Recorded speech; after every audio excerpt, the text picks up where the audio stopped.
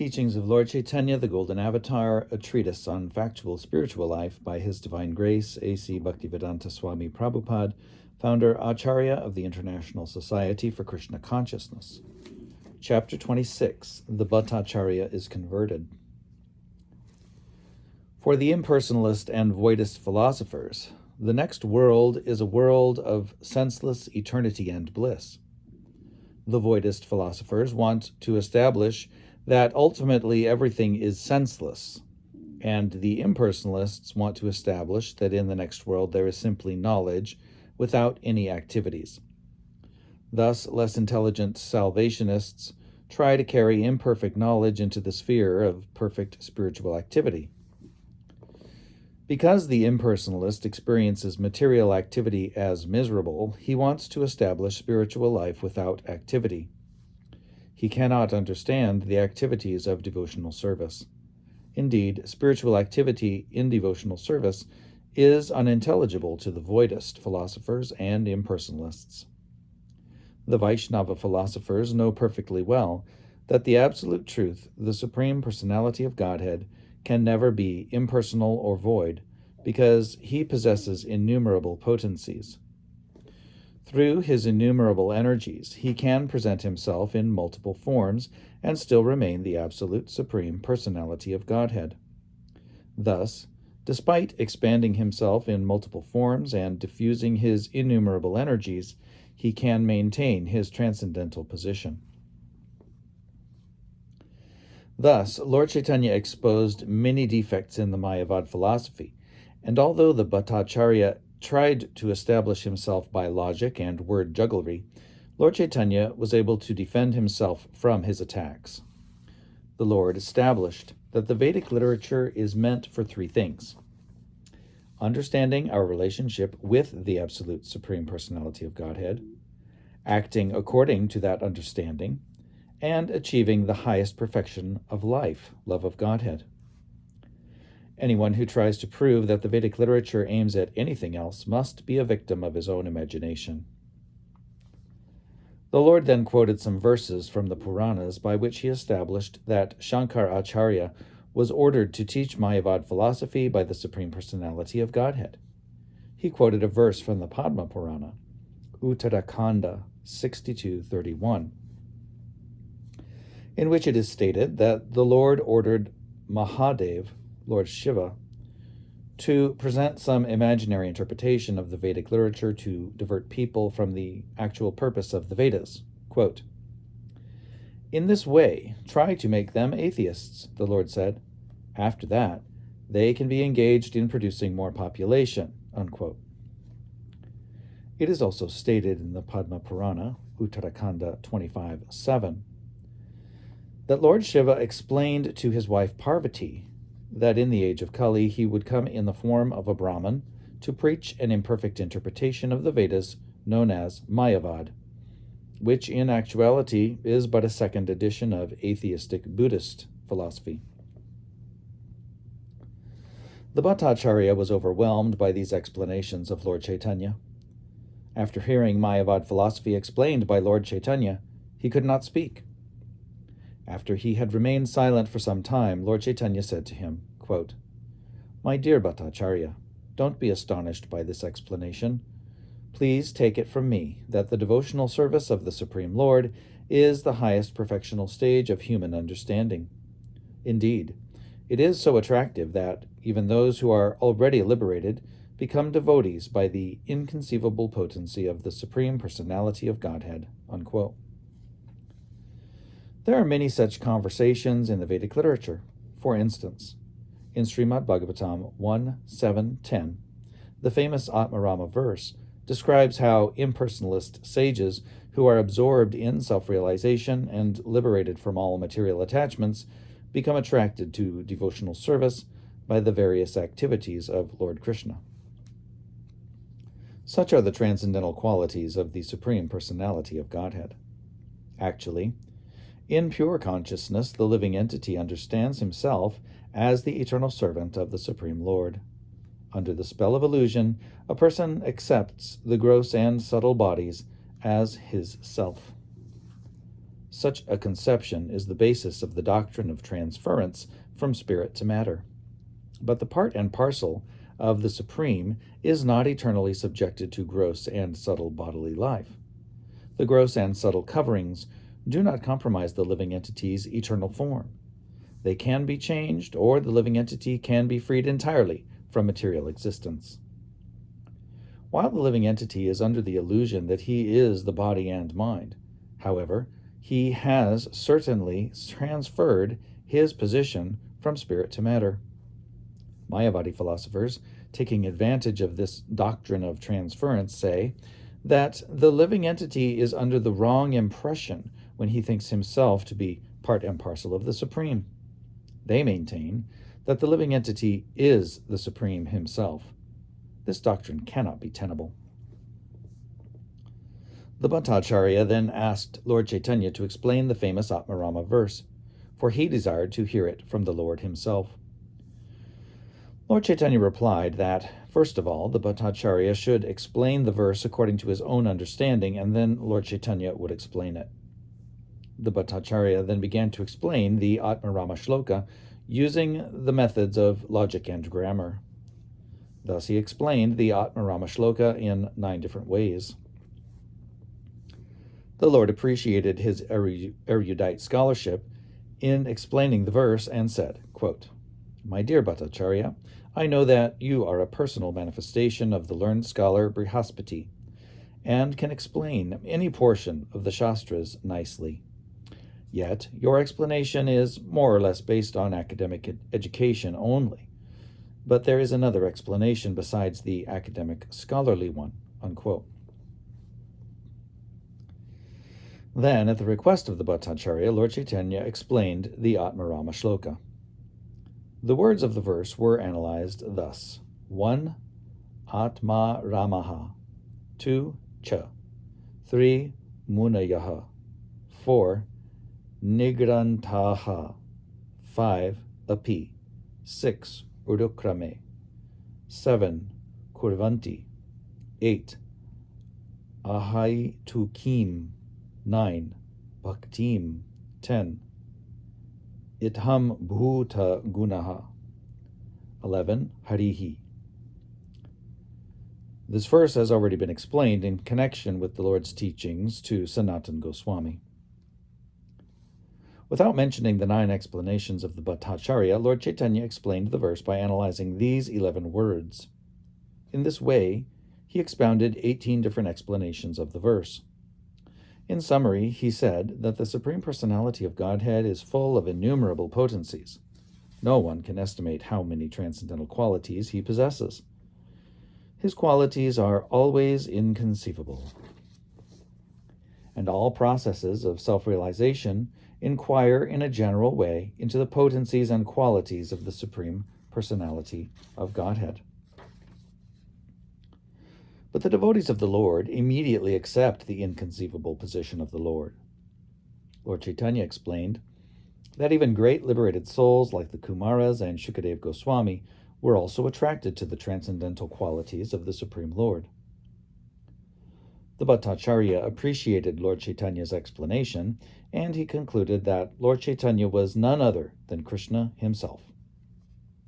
The Bhattacharya then began to deprecate his own position, relating that he had at first considered Lord Caitanya to be an ordinary human being, and therefore committed a great offense.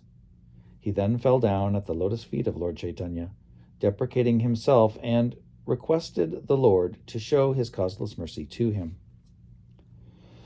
Lord Caitanya appreciated the humility of this great scholar, and therefore exhibited his own form, first with 4 hands and then with 6 hands, Shad Bhuja. Sarvabhauma Bhattacharya then repeatedly fell down at the Lord's lotus feet and composed various prayers to him. He was undoubtedly a great scholar, and after receiving the causeless mercy of the Lord, he was empowered to explain the Lord's activities in different ways. For instance, he was able to express the benefit of chanting Hare Krishna, Krishna Krishna, Hare Hare, Hare Rama, Rama Rama, Hare Hare. It is said that at this time, Sarvabhauma Bhattacharya composed 100 verses in appreciation of the Lord's activities. and that those verses were so great that they could not be surpassed even by Brihaspati, the greatest learned scholar in the heavenly planets. The Lord was very much pleased to hear these 100 verses, and he embraced the Bhattacharya. The Bhattacharya became overwhelmed with ecstasy by the Lord's touch, and he practically fell unconscious. He cried, trembled, shivered, and perspired, and sometimes he danced and sang and fell at the lotus feet of Lord Caitanya. The Bhattacharya's brother-in-law, Gopinath Acharya, and the devotees of the Lord were surprised to see the Bhattacharya transformed into a great devotee. Gopinath Acharya then began to thank the Lord. Quote, "It is by your grace only that the Bhattacharya has been transformed from his stone-like position into such a devotee." Unquote. Lord Caitanya replied to Gopinath Acharya that it was due to a devotee's favor that a stone-like man could be transformed into a mild flower-like devotee. Actually, Gopinath Acharya had sincerely wished that his brother-in-law, the Bhattacharya, would become a devotee of the Lord. He had sincerely desired that the Lord favor the Bhattacharya, and he was glad to see that his desire had been fulfilled by Lord Caitanya. In other words, a devotee of the Lord is more merciful than the Lord himself. When a devotee desires to show his mercy to a person, the Lord accepts him, and by the Lord's grace, he becomes a devotee. Lord Caitanya pacified the Bhattacharya and asked him to go home. The Bhattacharya again began to praise the Lord and said, quote, "You have descended to deliver all the fallen souls of this material world. That project is not so difficult for you, but you have turned a stone-hearted man like me into a devotee, and that is very wonderful indeed. Although I was expert at logical arguments and grammatical explanations of the Vedas, I was as hard as a lump of iron. But your influence and temperature were so great that you could melt even a hard piece of iron like me." Unquote.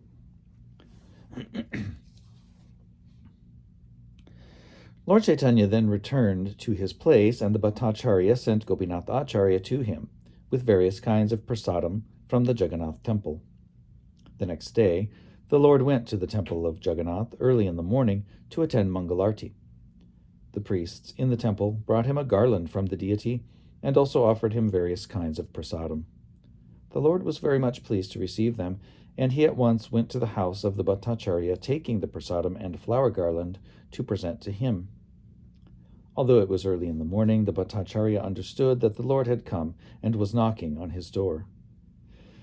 He at once rose from his bed and began to say, "Krishna, Krishna." This was heard by Lord Caitanya. When the Bhattacharya opened the door, he saw the Lord standing there, and he was very much pleased to see him early in the morning. Receiving him with all care, the Bhattacharya offered him a nice seat, and both of them sat there. Lord Caitanya then offered him the prasadam he had received in the temple of Jagannath, and the Bhattacharya was very glad to receive this prasadam from the hands of Lord Caitanya himself. Indeed, without taking his bath and without performing his daily duties or even cleansing his teeth, he immediately began to eat the prasadam. In this way, he was freed from all material contamination and attachment. As the Bhattacharya began to eat the prasadam, he recited a verse from the Padma Purana. There it is stated that when prasadam is received, it must be eaten immediately, even if it has become very dry or old, or even if it is brought from a distant place, or even if one has not completed executing his daily duties. Since it is enjoined in the Shastras that prasadam should immediately be taken, there is no restriction of time, place, or atmosphere. The order of the Supreme Personality of Godhead must be followed. There are restrictions one must follow before accepting food from various people, but there are no restrictions on accepting prasadam from all kinds of people. Prasadam is always transcendental and can be taken under any condition. Lord Caitanya was very much pleased to see that the Bhattacharya, who had always obeyed the rules and regulations strictly, accepted prasadam without following any rules and regulations. Being so pleased, Lord Caitanya embraced the Bhattacharya, and they both began to dance in transcendental ecstasy. In that ecstasy, Lord Caitanya exclaimed, quote, My mission in Jagannath Puri is now fulfilled. I have converted a person like Sarvabhauma Bhattacharya. I shall now be able to attain Vaikuntha without fail." Unquote. The missionary goal of a devotee is to convert simply one person into a pure devotee. Then the devotee's admission to the spiritual kingdom is guaranteed. The Lord was so much pleased with the Bhattacharya that he began to bless him repeatedly. Quote, "Dear Bhattacharya, now you are a completely pure devotee of Lord Krishna, and Krishna is now very much pleased with you. From today, you are free from the contamination of this material body and the entanglement under the spell of the material energy. You are now fit to go back to Godhead, back home." Unquote. The Lord then cited a verse from Srimad Bhagavatam 2:742. Yeshang sa esha bhagavan dayayed anantaha sarvatma na shrita pado yadi nirvyalikam te dus taram ati taranti cha deva mayang naishang mamaham iti dihi shva Sri Gala Bhakshye. Quote, "Whoever takes complete shelter of the lotus feet of the Supreme Lord is favored by the Supreme Lord, who is known to be unlimited. Such a person also receives permission to cross the ocean of nescience. However, one who is under the misconception that his material body is himself cannot receive the causeless mercy of the Supreme Personality of Godhead." Unquote. After this incident, Lord Caitanya returned to his place, and the Bhattacharya became a pure and faultless devotee. Since he had formerly been a great academic scholar, the Bhattacharya could only have been converted by the causeless mercy of Chaitanya Mahaprabhu. From that day forward, the Bhattacharya never explained any Vedic literature without explaining devotional service.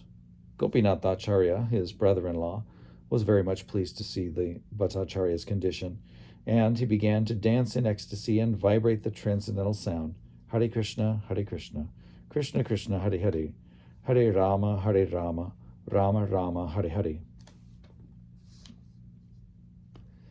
The next day, after visiting the Jagannath temple early in the morning, the Bhattacharya went to see Lord Caitanya, and he offered his respects by falling down before the Lord. He then began to explain his past undesirable behavior.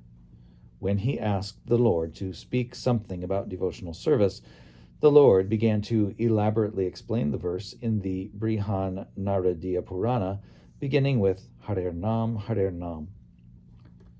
While hearing this explanation, the Bhattacharya became more and more ecstatic. Seeing the condition of his brother-in-law, Gopinath Acharya said, quote, "My dear Bhattacharya, previously I had said that when one is favored by the Supreme Lord, he will understand the techniques of devotional service. Today, I am seeing this fulfilled." Unquote. The Bhattacharya offered him his due respect and replied, quote, "My dear Gopinath Acharya, it is through your mercy that I have received the mercy of the Supreme Lord." Unquote. The mercy of the Supreme Personality of Godhead can be obtained by the mercy of a pure devotee.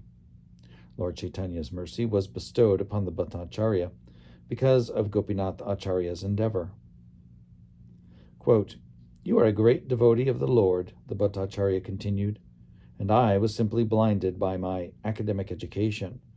So it is only through your agency that I have obtained the mercy of the Lord." Unquote. Lord Caitanya was greatly pleased to hear the Bhattacharya say that a man can achieve the mercy of the Lord through the agency of a devotee.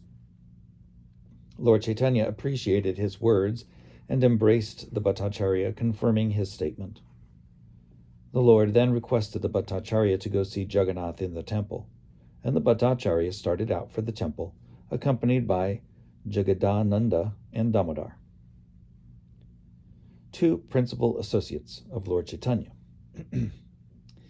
After seeing Jagannath, the Bhattacharya returned home, bringing with him much prasadam purchased from the temple.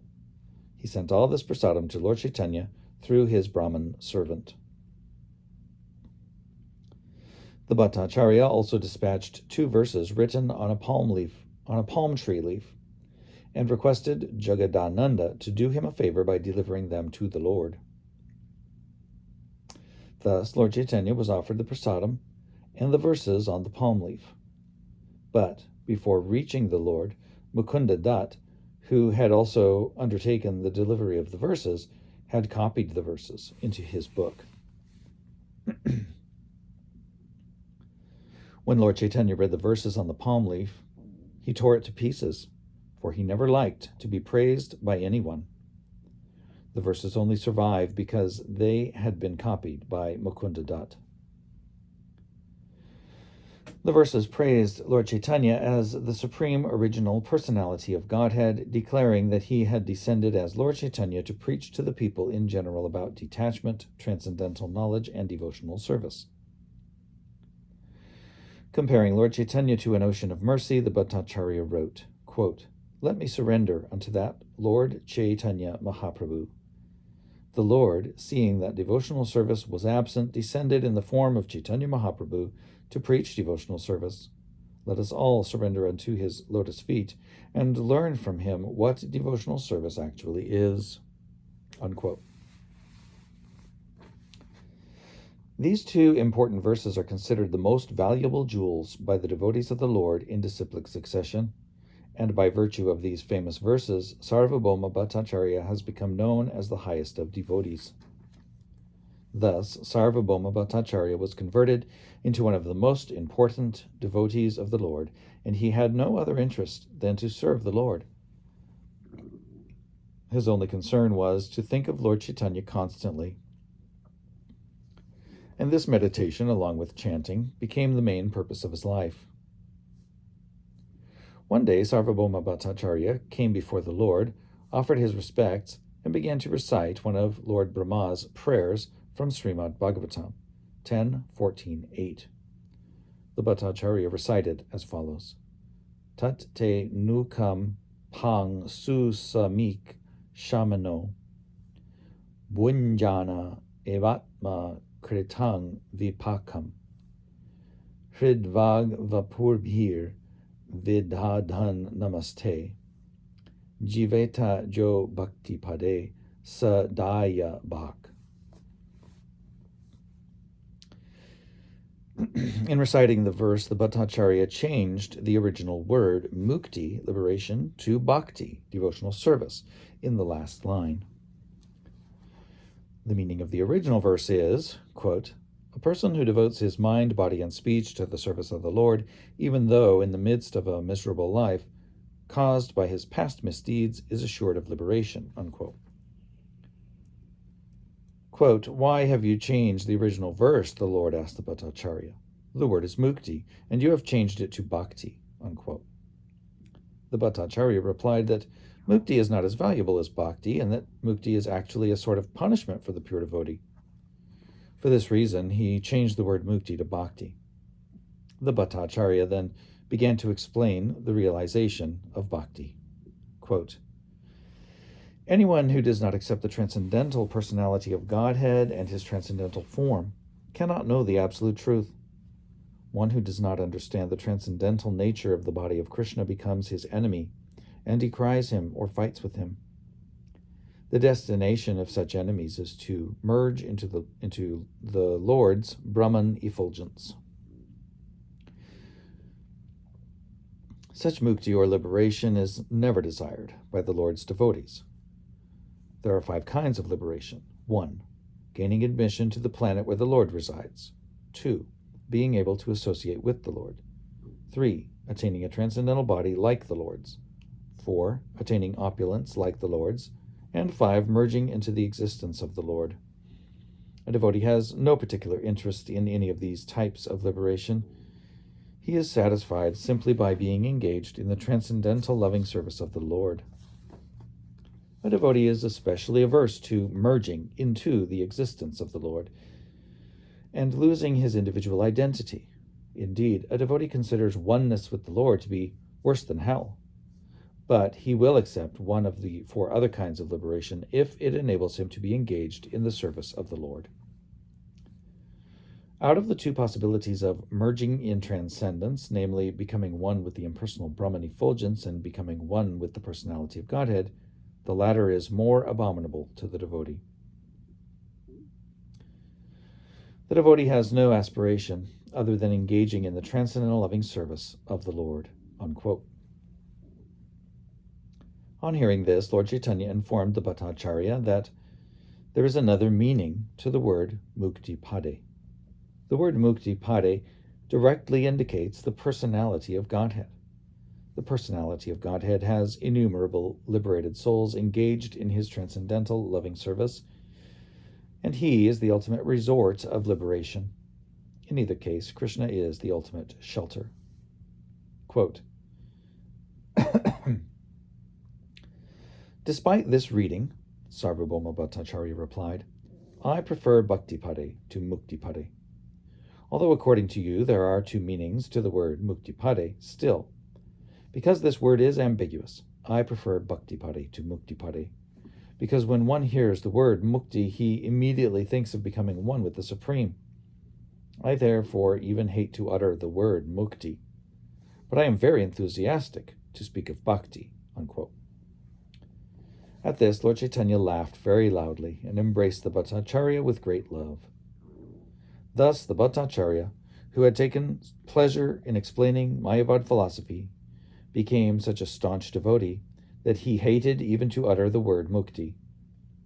This is possible only by the causeless mercy of Lord Sri Caitanya.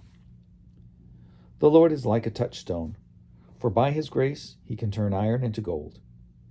After the Bhattacharya's conversion, everyone marked a great change in him, and they concluded that this change was made possible only by the inconceivable power of Lord Caitanya. Thus they took it for granted that Lord Caitanya was none other than the Lord himself.